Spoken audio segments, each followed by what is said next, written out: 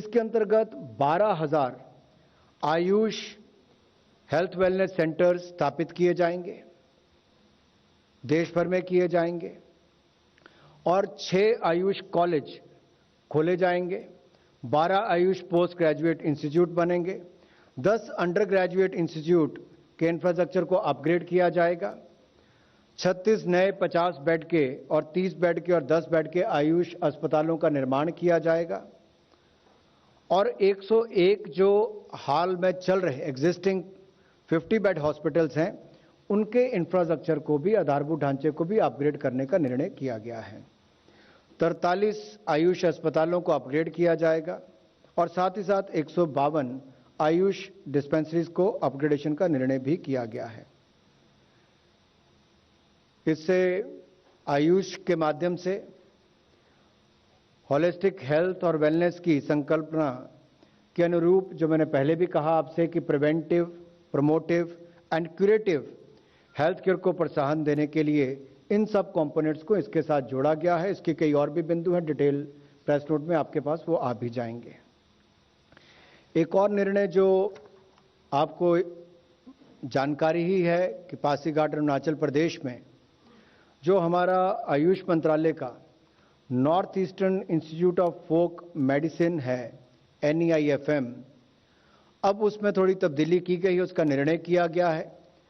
अब ये North Eastern Institute of Ayurveda and Folk Medicine Research होगा, यानी कि इस पे आयुर्वेद को भी जोड़ा गया है, रिसर्च को भी बल मिलेगा, और इससे हमारी जो ट्रांस हिमालयन रीजन है, उत्तर भारत के जम्मू कश्मीर, हिमाचल, उत्तराखंड से लेकर पूर्वोत्तर तक के राज्यों तक जो मेडिसिनल वैल्यू है, उस पर रिसर्च करके उसको आयुर्वेद को और बाकी आयुष मंत्रालय के अंतर्गत आने वाले सभी को ही, यूनानी, सिद्धा और होम्योपैथी, बाकी सबको भी उससे बल मिले, रिसर्च पर भी बल मिलेगा, और कुल मिलाकर आयुष मंत्रालय को जो ये इंस्टीट्यूट है उसका केवल नाम ही नहीं बदला गया, उसके काम में भी और वृद्धि की गई है।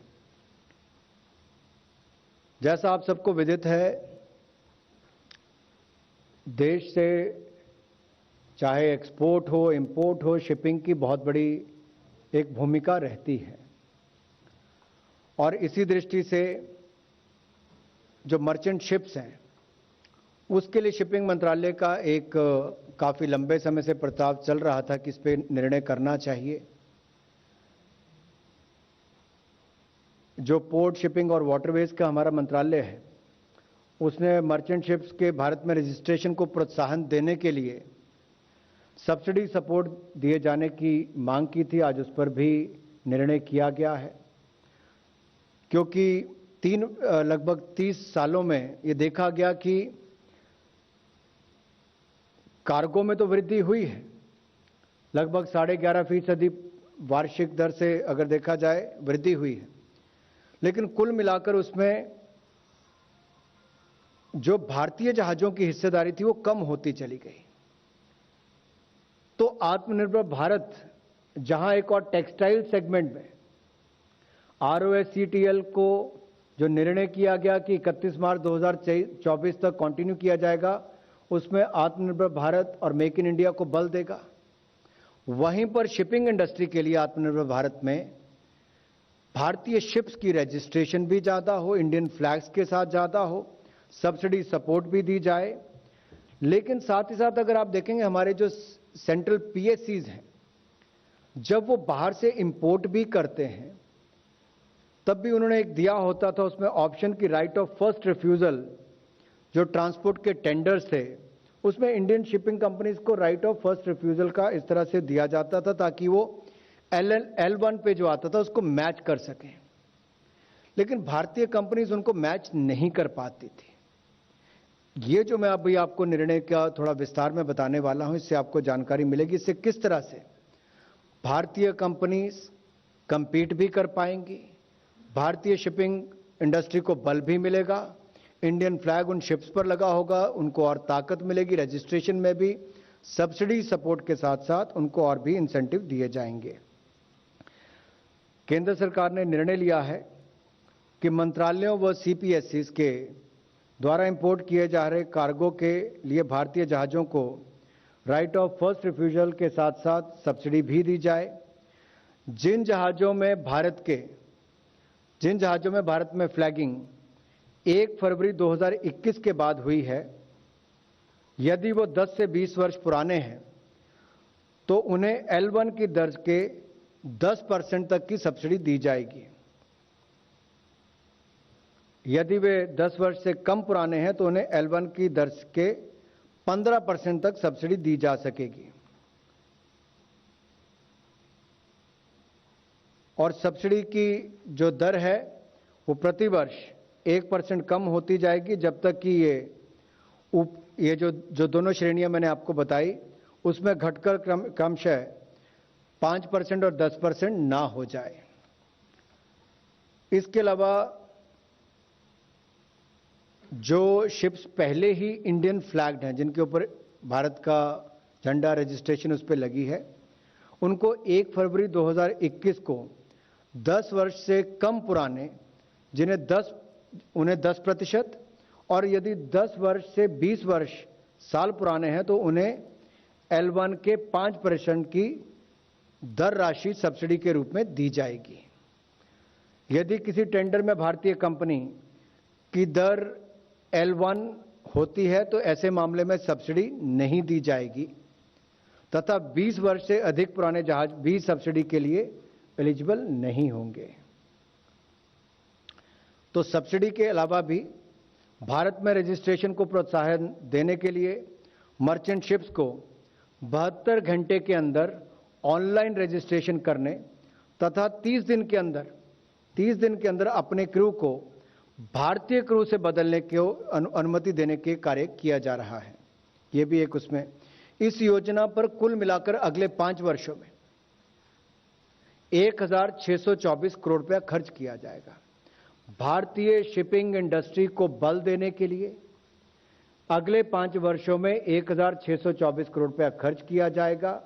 इसमें भारतीय शिपिंग इंडस्ट्री को बल भी मिलेगा और हमारे भारतीय कंपनीज को जहां एक और बल मिलेगा, भारत के लोगों को भी उसमें नौकरी करने के लिए युवाओं को बहुत सारे अवसर मिलेंगे।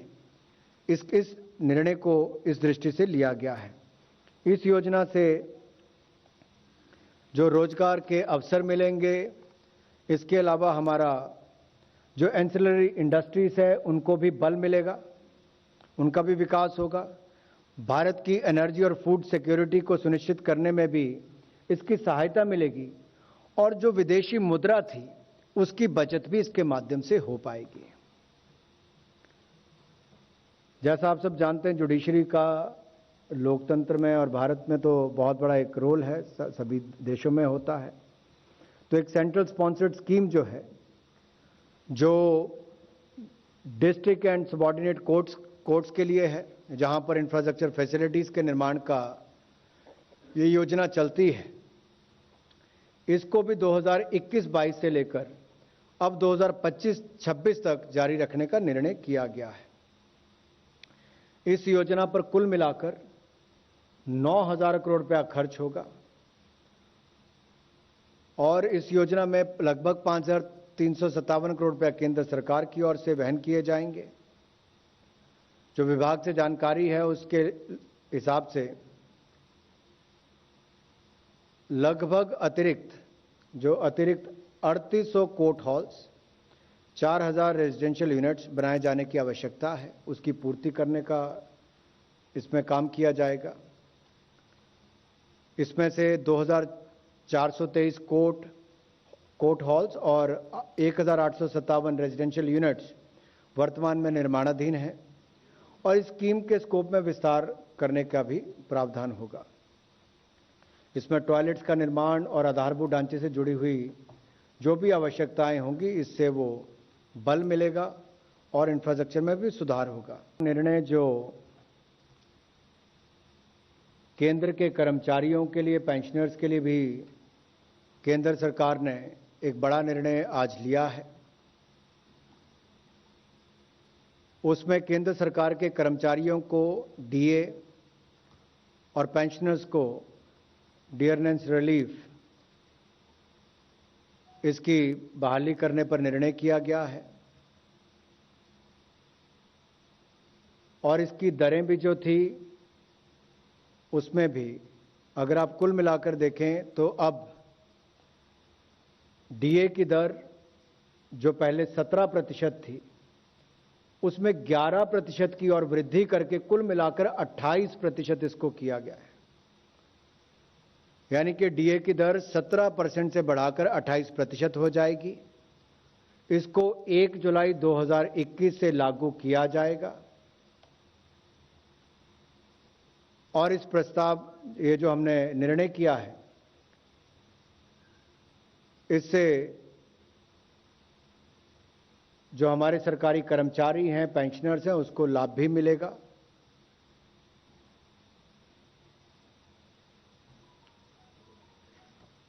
और इसके पीछे कारण कोविड की परिस्थितियां थी जो 1 जनवरी पिछले साल से इसको जब बंद किया गया था। तो मैं एक बार फिर आपके लिए इसको दोबारा बोल देता हूं क्योंकि बहुत बड़े वर्ग को ये प्रभावित करती है। लगभग 48,34,000 केंद्रीय कर्मचारियों को और 65,26,000 पेंशनर्स को इसका सीधा लाभ मिलेगा। In view of the unprecedented situation which arose due to the COVID-19 pandemic, 3 additional installments of dearness allowance to the central government employees and dearness relief to the pensioners, which were due from 1st Jan 2020, 1st July 2020, and 1st January 2020, which has been frozen. Now the central government has decided to increase the dearness allowance.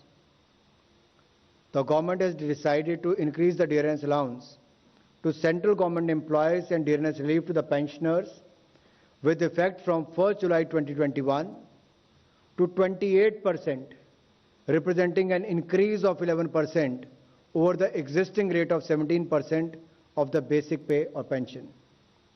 The increase reflects additional installments arising on 1st Jan, जो मैंने आपको पहले भी कहा, 1st Jan 2020, 1st July 2020 and 1st January 2021. The rate of dearness allowance, dearness relief for the period 1st Jan 2020 to 36 2020 shall remain 17%.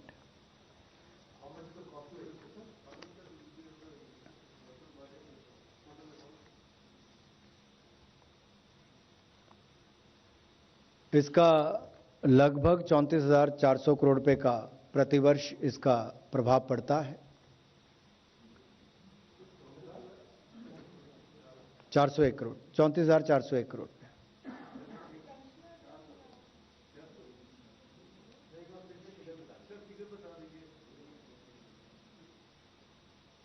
ये department concern आपको सारी details भेज भी देंगे, डिटेल प्रेस नोट में आपके पास सारी जानकारी। गल्लां कई हुंदियां ने, कुछ माहौल बनाउण वालियां, कुछ बिगाड़न वालियां, कदे-कदे डराउण धमकाउण वालियां ते कुछ सच दे लिफाफे च झूठ दी चिट्ठी पहुंचाउण वालियां।